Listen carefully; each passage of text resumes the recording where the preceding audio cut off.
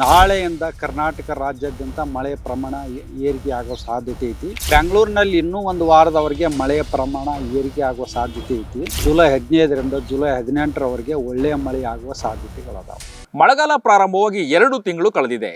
ರಾಜ್ಯದ ಹವಾಮಾನ ವರದಿ ಮುಂದಿನ ದಿನಗಳಲ್ಲಿ ಹೇಗಿರುತ್ತೆ, ಯಾವ ಜಿಲ್ಲೆಗಳಲ್ಲಿ ಎಷ್ಟು ಪ್ರಮಾಣದ ಮಳೆ ಬೀಳುತ್ತೆ ಅನ್ನೋದ್ರ ಬಗ್ಗೆ ಕಂಪ್ಲೀಟ್ ಮಾಹಿತಿಯನ್ನ ಕರ್ನಾಟಕ ಟಿವಿಯಲ್ಲಿ ನಾವು ನಿಮಗೆ ತೋರಿಸ್ತಾ ಹೋಗ್ತಿದ್ದೀವಿ. ಈ ಬಗ್ಗೆ ಮಾತನಾಡಲಿಕ್ಕೆ, ಹವಾಮಾನ ಮುನ್ಸೂಚನೆ, ಹವಾಮಾನ ವರದಿಯ ಬಗ್ಗೆ ಮಾತನಾಡಲಿಕ್ಕೆ ನಮ್ಮೊಂದಿಗೆ ಹವಾಮಾನ ಇಲಾಖೆಯ ಅಧಿಕಾರಿಗಳಾದಂತಹ CS ಪಾಟೀಲ್ ಅವರು ನಮ್ಮೊಂದಿಗಿದ್ದಾರೆ. ಅವ್ರನ್ನ ನೇರವಾಗಿ ಮಾತನಾಡ್ಸೋಣ. ಸರ್, ಹೇಗಿರುತ್ತೆ ಈಗ 1.5 ತಿಂಗಳು ಅಥವಾ 2 ತಿಂಗಳು ಸಮೀಪ ಆಗ್ತಾ ಇದೆ ಮಳೆಗಾಲ ಪ್ರಾರಂಭವಾಗಿ. ಮುಂದಿನ ದಿನಗಳಲ್ಲಿ ಹವಾಮಾನ ವೈಪರೀತ್ಯ ಯಾವ ಜಿಲ್ಲೆಗಳಲ್ಲಿ ಹೆಚ್ಚು ಮಳೆ ಅಥವಾ ಕಡಿಮೆ ಮಳೆ ಅದ್ರ ಬಗ್ಗೆ ಹೇಳೋದಾದ್ರೆ ಸರ್, ಹವಾಮಾನ ಮುನ್ಸೂಚನೆ ಬಗ್ಗೆ ಹೇಳೋದಾದ್ರೆ ಏನೆಲ್ಲ ಅಪ್ಡೇಟ್ಗಳು ಇದೆ ಸದ್ಯದಲ್ಲಿ? ಈಗ ಸದ್ಯದಲ್ಲಿ ಅರಬ್ಬಿ ಸಮುದ್ರದ ಪೂರ್ವ ಭಾಗದಲ್ಲಿ ಮಹಾರಾಷ್ಟ್ರ, ಕರ್ನಾಟಕ ಹಾಗೂ ಕೇರಳದ ಕರಾವಳಿಯಲ್ಲಿ ಟ್ರಫ್ ಇದೆ. ಈ ಟ್ರಫ್ ಮತ್ತು ಆಳವಾಗಿದೆ. ಇದರಿಂದ ನಾಳೆಯಿಂದ ಕರ್ನಾಟಕ ರಾಜ್ಯಾದ್ಯಂತ ಮಳೆಯ ಪ್ರಮಾಣ ಏರಿಕೆ ಆಗೋ ಸಾಧ್ಯತೆ ಐತಿ. ಇವತ್ತು ಕರಾವಳಿ ಜಿಲ್ಲೆಗಳಲ್ಲಿ ವ್ಯಾಪಕವಾಗಿ ಮಳೆಯಾಗುವ ಸಾಧ್ಯತೆ ಐತಿ. ದಕ್ಷಿಣ ಒಳನಾಡಿನಲ್ಲಿ ಹಲವು ಕಡೆ ಮಳೆಯಾಗುವ ಸಾಧ್ಯತೆ ಐತಿ ಮತ್ತು ಉತ್ತರ ಒಳನಾಡಿನಲ್ಲಿ ಕೆಲವು ಕಡೆ ಮಾತ್ರ ಮಳೆಯಾಗುವ ಸಾಧ್ಯತೆ ಐತಿ. ಇವತ್ತು 15ನೇ ತಾರೀಕಿಗೆ ಮತ್ತು 16, 17ನೇ ತಾರೀಕಿನಿಂದ ಕರ್ನಾಟಕ ರಾಜ್ಯಾದ್ಯಂತ ಮಳೆಯ ಪ್ರಮಾಣ ಏರಿಕೆ ಆಗುವ ಸಾಧ್ಯತೆ ಐತಿ. ಕರಾವಳಿ ಜಿಲ್ಲೆ ಮತ್ತು ದಕ್ಷಿಣ ಒಳನಾಡಿನಲ್ಲಿ ಜುಲೈ 16ರಿಂದ ವ್ಯಾಪಕವಾಗಿ ಮಳೆಯಾಗುವ ಸಾಧ್ಯತೆ ಐತಿ. ಉತ್ತರ ಒಳನಾಡಿನಲ್ಲಿ ಜುಲೈ 16 ಹಾಗೂ 17ರಿಂದ ಹಲವು ಕಡೆ ಮಳೆಯಾಗುವ ಸಾಧ್ಯತೆ ಐತಿ. ಮತ್ತು ಅದು ಅಲ್ಲದೆ ಕೆಲವು ಜಿಲ್ಲೆಗಳಿಗೆ ನಾವು ಅಲರ್ಟನ್ನು ಕೊಟ್ಟಿದ್ದೀವಿ. ಅದು ಪ್ರಮುಖವಾಗಿ ಉತ್ತರ ಕನ್ನಡ, ಉಡುಪಿ ಹಾಗೂ ದಕ್ಷಿಣ ಕನ್ನಡ ಜಿಲ್ಲೆಗಳಿಗೆ ಇವತ್ತು ನಾವು ಯೆಲ್ಲೋ ಅಲರ್ಟನ್ನು ಕೊಟ್ಟಿದ್ದೀವಿ. ನಾಳೆ ಜುಲೈ 16ರಿಂದ ಈ ಜಿಲ್ಲೆಗಳಿಗೆ ಆರೆಂಜ್ ಅಲರ್ಟನ್ನು ಘೋಷಿಸಲಾಗಿದೆ.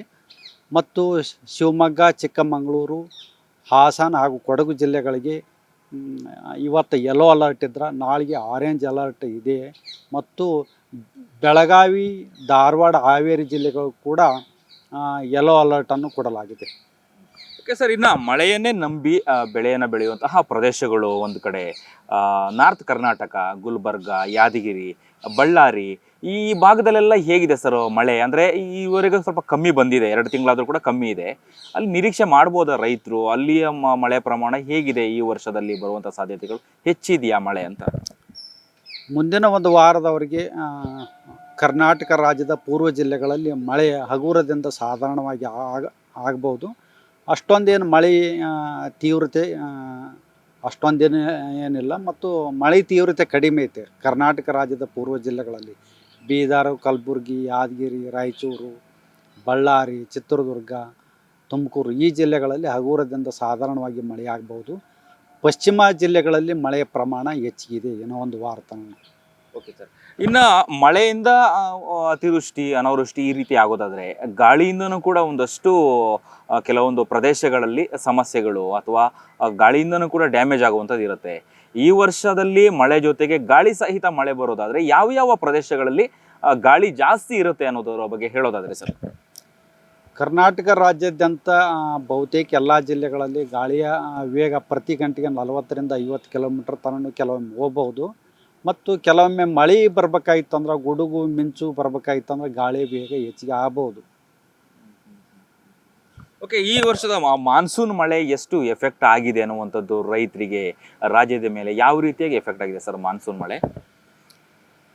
ಕರಾವಳಿ ಜಿಲ್ಲೆಗಳಲ್ಲಿ ಮತ್ತು ಮಲೆನಾಡಿನ ಜಿಲ್ಲೆಗಳಲ್ಲಿ ವಾಡಿಕೆಯಂತೆ ಮಳೆಯಾಗಿದೆ. ಆದರೆ ಪೂರ್ವದ ಜಿಲ್ಲೆಗಳಲ್ಲಿ ಮಳೆಯ ಪ್ರಮಾಣ ಕೊರತೆ ಇದೆ. ಈಗ ಬೀದರು, ಕಲಬುರಗಿ, ಯಾದಗಿರಿ, ರಾಯಚೂರು, ವಿಜಯಪುರ, ಬಾಗಲಕೋಟೆ, ಚಿತ್ರದುರ್ಗ, ಬಳ್ಳಾರಿ, ತುಮಕೂರು, ಬೆಂಗಳೂರು, ಕೋಲಾರ, ರಾಮನಗರ, ಚಿಕ್ಕಬಳ್ಳಾಪುರ ಈ ಜಿಲ್ಲೆಗಳಲ್ಲಿ ಮಳೆಯ ಪ್ರಮಾಣ ಕಡಿಮೆ ಇದೆ. ಮುಂದೆ ಮಳೆಯ ಕೊರತೆಯನ್ನು ನೀಗಿಸ್ಬೋದು. ಆದರೆ ಸದ್ಯಕ್ಕಂತೂ ಇಲ್ಲಿ ಮಳೆ ಕೊರತೆ ಇದೆ. ಓಕೆ, ಇನ್ನು ದಕ್ಷಿಣ ಒಳನಾಡಿನ ಬಗ್ಗೆ ಮಳೆಯ ಪ್ರಮಾಣನ ವಿಶ್ಲೇಷಣೆ ಮಾಡೋದಾದರೆ ಹೇಗಿದೆ ಸದ್ಯದ ಪರಿಸ್ಥಿತಿ ಅನ್ನುವಂಥದ್ದು? ಮುಂದಿನ ಒಂದು ವಾರದವರೆಗೆ ದಕ್ಷಿಣ ಒಳನಾಡಿನಲ್ಲಿ ಮಳೆಯ ಪ್ರಮಾಣ ಏರಿಕೆ ಆಗುವ ಸಾಧ್ಯತೆ ಐತಿ. ಉತ್ತರ ಒಳನಾಡಿನಕ್ಕಿಂತ ಹೆಚ್ಚಾಗಿ ದಕ್ಷಿಣ ಒಳನಾಡು ಹಾಗೂ ಕರಾವಳಿ ಜಿಲ್ಲೆಗಳಲ್ಲಿ ಮುಂದಿನ ಒಂದು ವಾರದವರೆಗೆ ಉತ್ತಮವಾಗಿ ಮಳೆಯನ್ನು ನಾವು ನಿರೀಕ್ಷಿಸಬಹುದು. ಓಕೆ, ಇನ್ನು ಮಳೆ ಅಂತ ಹೇಳುವಾಗ ಮಾರುತಗಳು, ಚಂಡಮಾರುತಗಳು ಆಗುವಂತಹ ಸಾಧ್ಯತೆಗಳು ಹೆಚ್ಚಿರುತ್ತೆ. ಅದ್ರ ಬಗ್ಗೆ ಏನಾದರೂ ನಿಮಗೆ ವರದಿಗಳು ಸಿಕ್ಕಿದ್ಯಾ? ಅದ್ರ ಬಗ್ಗೆ ಹೇಳೋದಾದ್ರೆ ಅದು ಅರಬ್ಬಿ ಸಮುದ್ರದ ಪೂರ್ವ ಭಾಗದಲ್ಲಿ ಕೇರಳ ಕರ್ನಾಟಕದ ಕರಾವಳಿಯಲ್ಲಿ ಡೀಪ್ ಟ್ರಫ್ ಇದೆ. ಇದರ ಒಂದು ಪ್ರಭಾವದಿಂದ ಮುಂದಿನ ಒಂದು ವಾರದವರೆಗೆ ನಾವು ಉತ್ತಮವಾದ ಮಳೆಯನ್ನು ನಾವು ನಿರೀಕ್ಷಿಸೋಕ್ಕೆ ಸಾಧ್ಯ ಇದೆ. ಓಕೆ, ಕಳೆದ ವರ್ಷ ಕಂಪೇರ್ ಮಾಡಿದರೆ ಸರ್, ಈ ವರ್ಷ ಮಳೆ ಪ್ರಮಾಣ ಅಂದರೆ 2 ತಿಂಗಳಾಗಿದೆ ಅಷ್ಟೇ ಈಗ ಪ್ರಾರಂಭವಾಗಿ, ಮಳೆ ಸೀಸನ್ ಪ್ರಾರಂಭವಾಗಿ ಎಷ್ಟು ಹೆಚ್ಚು ಕಡಿಮೆ ಕಳೆದ ವರ್ಷ ಜಾಸ್ತಿ ಇತ್ತಾ ಇಲ್ಲಿವರೆಗೆ, ಅಥವಾ ಹೇಗೆ, ಯಾವ ರೀತಿಯಾಗಿ ನೀವು ಅದನ್ನು ಅನಲೈಸ್ ಮಾಡ್ತೀರಾ ಸರ್? ಕಳೆದ ವರ್ಷದಲ್ಲಿ ಮನ್ಸೂನು ಸ್ವಲ್ಪ ಲೇಟಾಗಿ ಆರಂಭ ಆಯಿತು, ಅಂದರೆ ನಾರ್ಮಲಾಗಿ ಆರಂಭ ಆಯಿತು. ಈ ವರ್ಷ ಮೇ 24ಕ್ಕೆ ನಮ್ಮ ಕರ್ನಾಟಕ ರಾಜ್ಯದಲ್ಲಿ ಮನ್ಸೂನ್ ಕಾಲಿಟ್ಟಿದೆ. ಆದರೆ ಕಾಲಿಟ್ಟ ಮೇಲೆ ಮನ್ಸೂನ್ ಮಳೆ ಒಂದು ಪೂರ್ವದ ಜಿಲ್ಲೆಗಳಲ್ಲಿ ಮಳೆ ಪ್ರಮಾಣ ಕೊರತಿದೆ. ಮುಂದಿನ ದಿನಗಳಲ್ಲಿ ಮಳೆ ಹೆಚ್ಚಿಗೆ ಆಗಬಹುದು. ಏನಾದರೂ ಅಂದರೆ ರೆಡ್ ಅಲರ್ಟು, ಆರೆಂಜ್ ಅಲರ್ಟು ಈ ರೀತಿ ಏನಾದರೂ ಮುನ್ಸೂಚನೆ ಕೊಡುವಂತಹ ಜಿಲ್ಲೆಗಳು ಯಾವ್ದಾರು ಇದೆಯಾ ಅನ್ನುವಂಥದ್ದು ಮುಂದಿನ ಒಂದು ವಾರದಲ್ಲಿ? ಇವತ್ತು ನಾವು ಉತ್ತರ ಕನ್ನಡ, ಉಡುಪಿ, ದಕ್ಷಿಣ ಕನ್ನಡ, ಶಿವಮೊಗ್ಗ, ಚಿಕ್ಕಮಗಳೂರು, ಹಾಸನ, ಕೊಡಗು ಜಿಲ್ಲೆಗಳಿಗೆ ಯೆಲ್ಲೋ ಅಲರ್ಟನ್ನು ಇವತ್ತು ಕೊಟ್ಟಿದ್ದೀವಿ. ನಾಳೆಯಿಂದ ಮಳೆಯ ಪ್ರಮಾಣ ಹೆಚ್ಚಿಗೆ ಆಗುವ ಸಾಧ್ಯತೆ ಇರುವುದರಿಂದ ಉತ್ತರ ಕನ್ನಡ, ಉಡುಪಿ, ದಕ್ಷಿಣ ಕನ್ನಡ, ಶಿವಮೊಗ್ಗ, ಚಿಕ್ಕಮಗಳೂರು, ಹಾಸನ ಹಾಗೂ ಕೊಡಗು ಜಿಲ್ಲೆಗಳಿಗೆ ಜುಲೈ 16, 17ರಿಂದ ಆರೆಂಜ್ ಅಲರ್ಟ್ ಇದೆ. ಮತ್ತು ಬೆಳಗಾವಿ, ಧಾರವಾಡ ಜಿಲ್ಲೆಗಳಿಗೂ ಕೂಡ ಯೆಲ್ಲೋ ಅಲರ್ಟನ್ನು ಕೊಟ್ಟಿದ್ದೀವಿ. ಅಂದ್ರೆ ಮುಂದಿನ ಒಂದು ವಾರದವರೆಗೆ ಒಳ್ಳೆಯ ಮಳೆಯನ್ನು ನಾವು ಆಗಲಿಕ್ಕೆ ಸಾಧ್ಯತೆ ಇದೆ. ಓಕೆ, ಇನ್ನು ಮಳೆಗಾಲ ಬಂದರೆ ಶಾಲಾ ಕಾಲೇಜುಗಳಿಗೆ ರಜೆ ಕೊಡುವಂಥದ್ದು, ಅಥವಾ ಏನು ತಗ್ಗು ಪ್ರದೇಶಗಳಿಗೆ ನೀರು ನಿಲ್ಲುತ್ತೆ, ಅಥವಾ ಗುಡ್ಡಗಾಡು ಪ್ರದೇಶದಲ್ಲಿ ಕೂಡ ಹೆಚ್ಚು ಮಳೆ ಬರೋ ಸಾಧ್ಯತೆಗಳಿರುತ್ತೆ. ಇದರೊಂದಿಗೆ ವಿಮಾನ ಹಾರಾಟದಲ್ಲಿ ಏನಾದರೂ ವ್ಯತ್ಯಯ ಆಗುತ್ತಾ, ವ್ಯತ್ಯಾಸಗಳು ಏನಾದ್ರು ಕಾಣುತ್ತಾ ಸರ್? ಏನಾದರೂ ಏರ್ಪೋರ್ಟು ಅಲ್ಲಿಯ ವಾತಾವರಣ ಬಗ್ಗೆ ಹೇಳೋದಾದರೆ? ಅಷ್ಟೊಂದೇನು ಮನ್ಸೂನ್ ಸೀಸನ್ನಲ್ಲಿ ವಿಸಿಬಿಲಿಟಿ ಚೆನ್ನಾಗಿರುವುದರಿಂದ ಅಷ್ಟೊಂದೇನು ಪ್ರಾಬ್ಲಮ್ ಆಗಲಿಕ್ಕಿಲ್ಲ. ಕೆಲವೊಮ್ಮೆ ಏನಾಗುತ್ತಾ, ಅತಿ ಅಲ್ಪಾವಧಿಯಲ್ಲಿ ಜಾಸ್ತಿ ಮಳೆ ಬಂತಂದ್ರೆ ವಿಸಿಬಿಲಿಟಿ ಒಮ್ಮೆ ಕಡಿಮೆ ಆಗುತ್ತಾ. ಕೆಲವೊಂದು ಮಿನಿಟ್ ವಿಸಿಬಿಲಿಟಿ ಭಾಳ ಪೂರ ಆಗುವ ಸಾಧ್ಯತೆಗಳನ್ನು ಇರ್ತಾವೆ. ಓಕೆ, ರೈತರಿಗೆ ಏನಾದ್ರು ಗುಡ್ ನ್ಯೂಸ್ ಇದೆಯಾ ಸರ್? ಈ ಬಾರಿಯ ಮಳೆ ಜಾಸ್ತಿ ಬರುತ್ತೆ, ಕಡಿಮೆ ಬರುತ್ತೆ, ಅಥವಾ ನಾವು ಬೆಳೆದಂಥ ಬೆಳೆಗಳು ಚೆನ್ನಾಗಿ ಬರುತ್ತೆ ಅನ್ನುವಂತಹ ನಿರೀಕ್ಷೆಗಳಿರುತ್ತೆ. ರೈತರಿಗೆ ಏನು ಹೇಳ್ತೀರಾ ಸರ್ ಈ ಒಂದು ವರದಿಯ ಮುಖಾಂತರ? ಈ ದಕ್ಷಿಣ ಒಳನಾಡು ಹಾಗೂ ಕರಾವಳಿ ಜಿಲ್ಲೆಗಳಲ್ಲಿ ಮುಂದಿನ ಒಂದು ವಾರದವರೆಗೆ ಉತ್ತಮ ಮಳೆ ಆಗುವ ಸಾಧ್ಯತೆ ಐತಿ. ಮತ್ತು ಉತ್ತರ ಒಳನಾಡಿನಲ್ಲಿ ಕೆಲವು ಜಿಲ್ಲೆಗಳ ಬೀದರು ಜಿಲ್ಲೆ ಮತ್ತು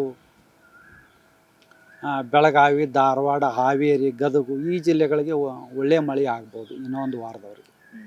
ಓಕೆ, ಇನ್ನು ಬೆಂಗಳೂರು ಮಳೆ ಅಂದ ತಕ್ಷಣ ಒಂದು ರೀತಿಯಾಗಿ ಭಯ ಗಾಬರಿ ಆಗುತ್ತೆ. ಯಾಕಂದರೆ ಎಲ್ಲಿ ಬೇಕು ಅಲ್ಲಿ ನೀರು ನಿಲ್ಲತ್ತೆ, ಕಾಂಕ್ರೀಟೀಕರಣ ಆಗಿರುವಂಥದ್ದು ಬೆಂಗಳೂರಿನ ಬಹುತೇಕ ನೆಲಗಳು. ಬೆಂಗಳೂರಿನಲ್ಲಿ ಮಳೆ ಬರುವಂಥ ಸಾಧ್ಯತೆಗಳು ಹೆಚ್ಚಿರುತ್ತಾ, ಅಥವಾ ಹೇಗೆ ಅನ್ನುವಂಥದ್ದು ಬೆಂಗಳೂರಿನ ಹವಾಮಾನದ ಬಗ್ಗೆ ಹೇಳೋದಾದ್ರೆ ಸರ್? ಬೆಂಗಳೂರಿನಲ್ಲಿ ಇನ್ನೂ ಒಂದು ವಾರದವರೆಗೆ ಮಳೆಯ ಪ್ರಮಾಣ ಏರಿಕೆ ಆಗುವ ಸಾಧ್ಯತೆ ಐತಿ. ಸಾಧಾರಣವಾಗಿ ಮಳೆ ಆಗ್ಬೋದು ಮತ್ತು ಮಳೆ ಪ್ರಮಾಣ ಏರಿಕೆ ಆಗುವ ಸಾಧ್ಯತೆ ಐತಿ ಒಂದು ವಾರದವರೆಗೆ. ಓವರಾಲ್ ಟೋಟಲ್ ಹೇಳೋದಾದರೆ ಸರ್ ಹೇಗಿದೆ ಅನ್ನುವಂಥದ್ದು ಸರ್ ಹವಾಮಾನದ್ದು? ಈಗ ನೀವು ಒಂದಷ್ಟು LED ಮೇಲೂ ಕೂಡ ತೋರಿಸ್ತಾ ಇರ್ತಿದ್ರಿ ಯಾವಾಗಲೂ ಕೂಡ, ಹೇಗೆ ಅನ್ನುವಂಥದ್ದು ಓವರಾಲ್ ಹೇಳೋದಾದರೆ, ಹವಾಮಾನ ಮುನ್ಸೂಚನೆ ಬಗ್ಗೆ ಹೇಳೋದಾದರೆ ಸರ್? ಓವರಾಲ್ ಆಗಿ ನಾವು ನಿಮ್ಗೆ ಹೇಳ್ಬೇಕಾಗಿತ್ತಂದ್ರೆ, ಕರ್ನಾಟಕ ರಾಜ್ಯಾದ್ಯಂತ ಜುಲೈ 15ರಿಂದ ಜುಲೈ 18ರವರೆಗೆ ಒಳ್ಳೆಯ ಮಳೆ ಆಗುವ ಸಾಧ್ಯತೆಗಳದಾವೆ. ಎಸ್ ಸರ್, ಧನ್ಯವಾದಗಳು. ಧನ್ಯವಾದ. ಇದಿಷ್ಟು CS ಪಾಟೀಲ್ ಅವರ ಮಾಹಿತಿಯಾಗಿತ್ತು. ಕ್ಯಾಮ್ರಾ ಪರ್ಸನ್ ಸುನಿಲ್ ಜೊತೆ ಅಭಿಜಿತ್ ಗಣೇಶ್, ಕರ್ನಾಟಕ ಟಿವಿ, ಬೆಂಗಳೂರು. ನಾನು 86 kg ಇದ್ದವಳು 71 kg ಬಂದಿದ್ದೀನಿ. ವಯಸ್ಸಾದ್ಮೇಲೆ ಸ್ಮಾರ್ಟ್ ಆಗಿ ಕಾಣ್ತೀರಾ ಅಂದ್ರೆ ಜಿನ್ನಿ. 126 kg ವೇಟ್ ಇದ್ದು ನಾವು ಈಗ 114 kg ಲೆಕ್ಕ ಬಂದಿದ್ದೀವಿ. ಯಾವುದೇ ಸೈಡ್ ಎಫೆಕ್ಟ್ ಆಗಿಲ್ಲ. 84ರಿಂದ 50 kg ಬಂದೆ, ಆಮೇಲೆ ಸಣ್ಣಗೆ ಫಿಟ್ ಆಗಿದ್ದೀನಿ. ಅದಕ್ಕೆ ನಾನು ಯೂಸ್ ಮಾಡ್ತಾ ಇರೋದು ಜೀನಿ ಸ್ಲಿಮ್. 84ರಿಂದ 50 kg ಬಂದೆ, ಆಮೇಲೆ ಸಣ್ಣಗೆ ಫಿಟ್ ಆಗಿದ್ದೀನಿ. ಅದಕ್ಕೆ ನಾನು ಯೂಸ್ ಮಾಡ್ತಾ ಇರೋದು ಜೀನಿ ಸ್ಲಿಮ್. ಸಣ್ಣ ಆಗಕ್ಕೆ ಜೀನಿ ಸ್ಲಿಮ್ ಯೂಸ್ ಮಾಡದೆ ಹೆಲ್ದಿನೂ ಅದೇ. ನೀವು ಸಣ್ಣ ಆಗ್ಬೇಕಾ, ಹೆಲ್ದಿ ಆಗ್ಬೇಕಾ? ಹಾಗಿದ್ರೆ ಜೀನಿ ಸ್ಲಿಮ್ ಯೂಸ್ ಮಾಡಿ. ಸಣ್ಣ ಆಗೋದಕ್ಕೆ ಯಾವುದೋ ಪ್ರಾಡಕ್ಟ್ ಹೇಳ್ತಾ ಇದ್ದಾಳೆ, ಏನಾದರೂ ಸೈಡ್ ಎಫೆಕ್ಟ್ಸ್ ಇದೆ ಅಂತ ಯೋಚನೆ ಮಾಡ್ತಾ ಇದ್ದೀರಾ?